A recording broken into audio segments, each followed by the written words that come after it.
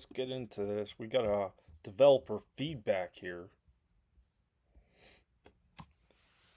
After the launch of the formation system, we received many questions from governors regarding the formation system as well as the armament system.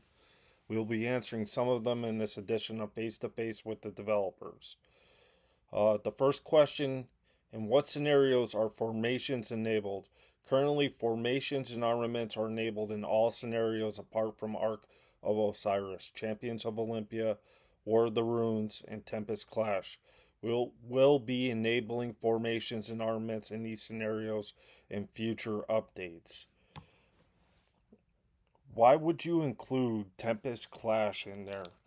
Boat game has no formations in it. You're on a boat in your flippy floppies. Come on. Like, why is that even in there? The second question: do formations and armaments apply to garrison rally troops? All buffs applied to garrison rally troops come from the captain's formation and armaments effects.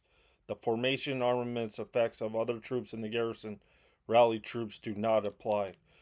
More importantly, what they're saying here is that your primary commanders' formation and armaments are what applies to buffs. This answers the question: does your secondary armaments matter? Which is a definitive no. How do I get the Sage's testimony? Currently, Sage's testimony can be obtained through the following 5 means: travel, dispatch rewards, the statecraft side quest, purchasing with gems, or exchanging at the courier station armament shop. What can I do with an inscribed armament with poorer attributes? Is recycling it the only option? We will be implementing a new feature in a future update that allows governors to alter the attributes of armaments in their possession to a certain degree. You will be able to use this feature to adjust the attributes of your armaments. That's why I'm saying, like, pump the brakes when you do anything with these right now. Just hoard them, stock them up. You don't know exactly what they're going to do in the future. I'm betting that you'll be able to change the inscriptions on certain armaments that you get, right? So when you get an armament with the inscription, I'd hold on to that, even if it's for formation that you don't plan on using, because this is pretty much dictating what formation you're going to use until you get a stockpile of armaments. And what I mean by this is you might get a bunch of armaments for a certain formation that you don't want to use for Scipio. I'll use him as an example, but you're better off because using the armaments that you get, because you're going to get more stats from the armaments than you will from the natural formation buff. And the difference will be negligible. What can I do with the inscribed armament with poor attributes? Just hold on to it. Just hold on to it. Right? Can you change the inscription on armaments you own? You can change the inscription on armaments you obtain by inscribing it again. Inscribing an armament with no existing inscription will grant it one.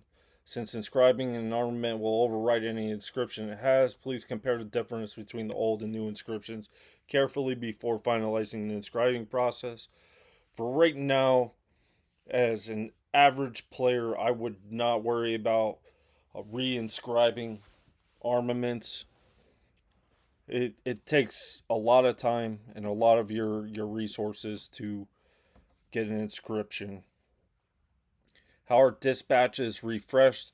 Random dispatch will generate it after a governor completes an ongoing dispatch and claims the reward. Ongoing dispatches will remain until completed. Since there's a limit on how many dispatches you can accept every day, you can carry out multiple dispatches at once to make the most of your daily dispatch quota. Most of them are garbage anyways. you're not getting legendary ones in there, and you're only getting at most epic tier, and from those you're getting garbage most of the time. And that concludes this edition of Face to Face with the developers. Uh what? Like, they didn't go over a lot of this stuff in here, right? So, once again, blown off by Lilith on some of these questions people have with these.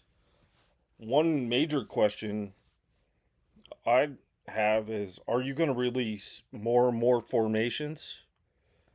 It really matters, because if you're investing your resources in this, whether it just is AP, your time, you'd want to know something like this. Are they going to add more in the future? You don't want to waste your resources if they're going to come out with better formations down the road.